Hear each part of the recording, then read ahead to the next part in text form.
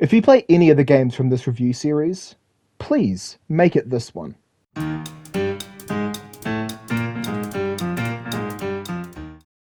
Holy shit! Quest of Verendia is so much better than I thought. For context, Quest of Verendia received a less than stellar first review during my original RPG Maker reviews video.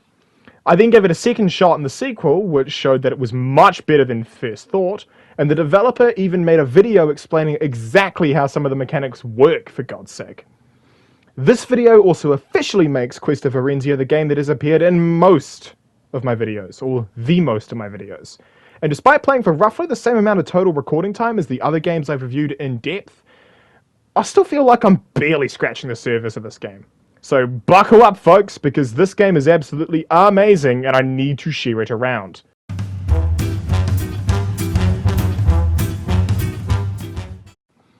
Let's start off with the usual suspect, the plot, or as much as I've gotten with 6 hours of recording. Frago Kaiver is hired by someone unknown for a job with minimal description.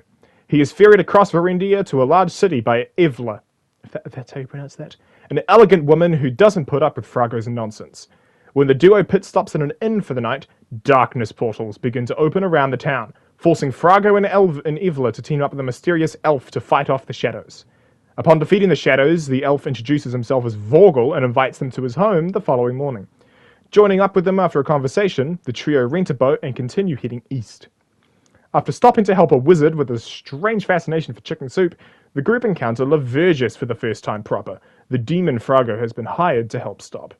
The trio narrowly escape Lavergus' wrath and continue on, eventually finding Regain, who, side note, for the entire recording of this script, or the writing of this script I should say, Regain corrected to Rogain. Just thought I'd point that out. And going to help him rescue a child from a mineshaft. Turns out Regain just needed backup to fight off some mercs.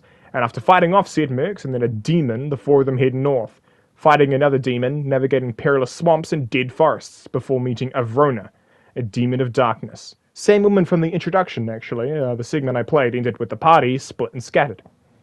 With 5 party members thus far, the story is still getting going, but it's a solid story with decent character writing, and one that takes itself seriously, but not too seriously. Lavergus is perfectly campy while still threatening, and it knows what the game is and plays it to its strengths. The party is really dynamic and fun, but I'll give more on them later. Now, the setting isn't normally something I talk about, but the fact that there are dragons wandering around here with humans and demons is so wild, and being treated as a normal part of the world doesn't really detract from that fact. It just kind of exists as a static part of life.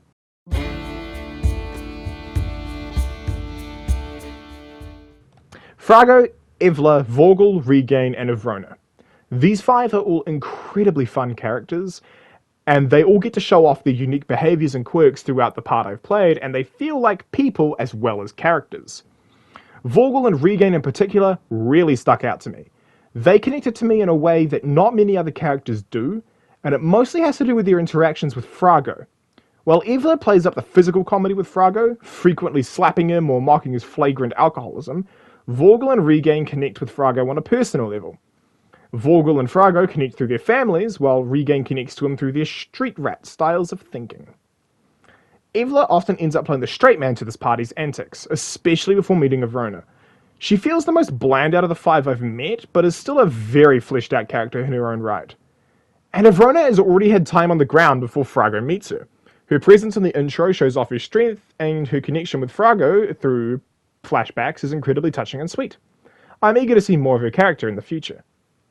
The other fun part of the cast that I will mention now, instead of in a later section, is the skills and spells it has, where instead of learning new skills and spells through level up and having them all be different, you learn skills and spells by actively using the ones you have, which I think is really cool and is a really unique way of doing it. Thanks to the video from the developer, I now know how the orbs work. So you essentially just equip the orb, get a version of the spell, and when you use the spell, you build up points, which is pretty much what it said in the description in the book. I just didn't read it properly, but whatever. The thing is that it's a variable how many points you gain towards it. This could have just been a flat curve, and I'm pretty sure no one would have noticed, but it is actually really cool that it is a variable between certain numbers.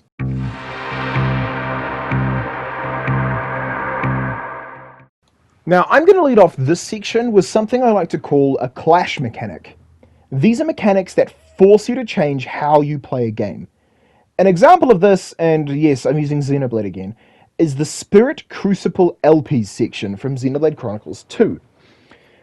Throughout the entirety of Xenoblade Chronicles 2, you have some incredibly powerful weapons and skills at your back. But during the section in the LPs, you are restricted to your base levels. You can't really build momentum and do a core part of the game's mechanics, which forces you to dynamically switch how you play the characters in that section of the game, which is really cool. Quest of Verendia has a clash mechanic in the form of the citizens. Before you get the boat to leave for the first landmass, you need to go to a small tower and save the innkeeper's daughter. The game makes it clear in no uncertain terms that if you fuck it up and the citizen dies, they are gonzo. No healing items can save them, which forces you to change your approach to combat for a game such as this. And with the combat system as brutal as this one, it makes for very tense situations. Yeah, brutal is the only way I can really describe Quest of Verendia's combat difficulty.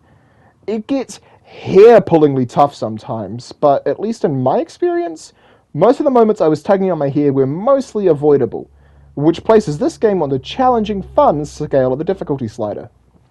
In all honesty, this game should be one I like a lot less than I actually do.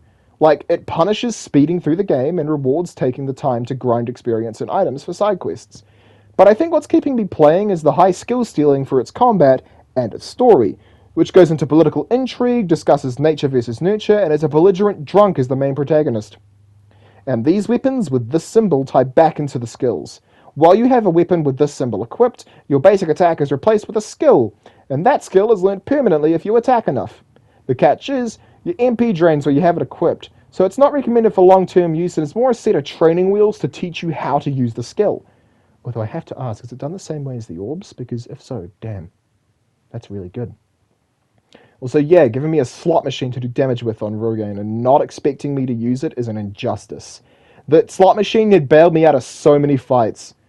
Like, it is insane. There are times where Rogaine's been the last person alive, and I've just hit the slot machine and rolled like 4 explosions, and they die immediately. It's great.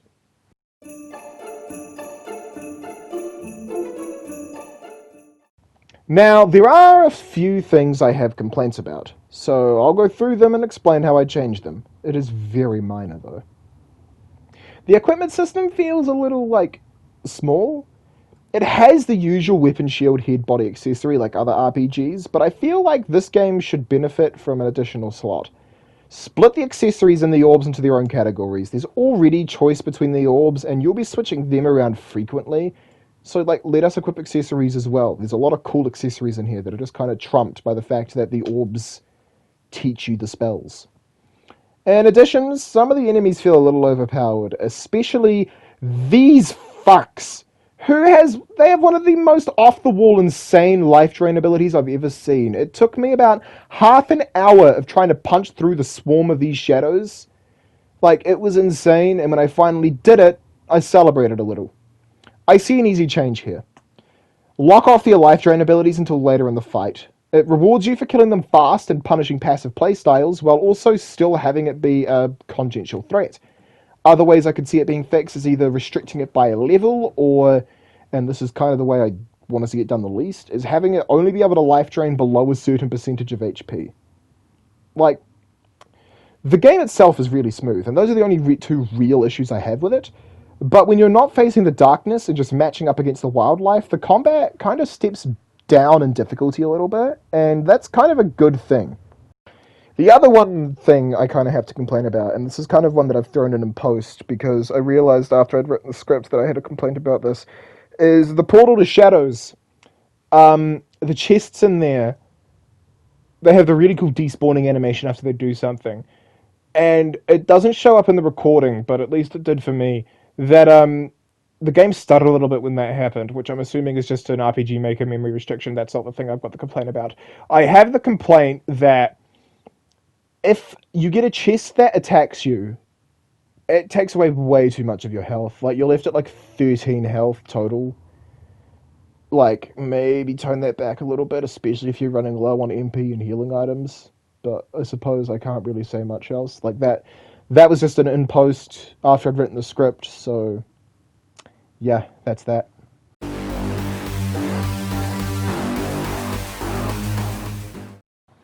Time to bring the game to the board. Ranking on the usual categories: story, combat, character, exploration, and enjoyability. 1 to 5. Let's get it done. The story is really interesting, and as I mentioned before, it's got political intrigue, nature versus nurture discussions, character types you don't normally see in RPGs, and it keeps its cards close to its chest about the story without being too secretive. I'll give the story a 4 out of 5. It's definitely got some spots to improve, holding back a perfect 5, but, you know, it's not terrible, and it's actually a really good story. The characters are absolutely amazing, and the 5 I've seen so far interact with both the world and other party members in such a dynamic and real feeling way. They're not bland two-dimensional characters, which is really awesome. Character gets a 4 out of 5. Combat is hard but fair if you know the ins and outs. The skills and spells open the door for a huge degree of strategy and techniques, and the boss battles force you to learn the game's mechanics or you'll be punching brick walls. And with the game encouraging you to slow down and take it at a leisurely pace, you have more time to learn the mechanics. So for the second time in this review series, I'll give a category, this case combat, a 5 out of 5. Congrats, Quest of Verendia. You did good with the combat. The exploration is the game's weakest point of the 5. It's not bad, it's just that the map itself has a few interesting choices made, especially with some of the like dungeon areas to explore. They're really good, but there's some interesting choices made, and I can't really explain further my reasonings here, apart from they just feel kind of like blocky. Like, I know it's RPG Maker and everything's going to feel blocky by default, but the overworld is fine, and most of like the towns and stuff are fine. Things just feel cramped and blocky in like forests and dungeons and the like.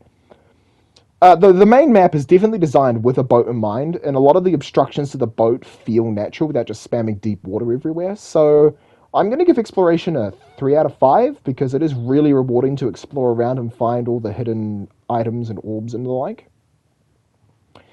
Looking at enjoyability, it is close. This game is incredibly well made, and its mechanics come together into one box filled with a nice bow. And time just seemed to slip away from me while I was playing it, to the point I was genuinely checking if I'd done the full 6 hours of recording for this. So I think I'll give this game a 4 out of 5 for enjoyability, giving Quest of Verendia a final score of 20 out of 25 and a new crowning champion of the RPG reviews.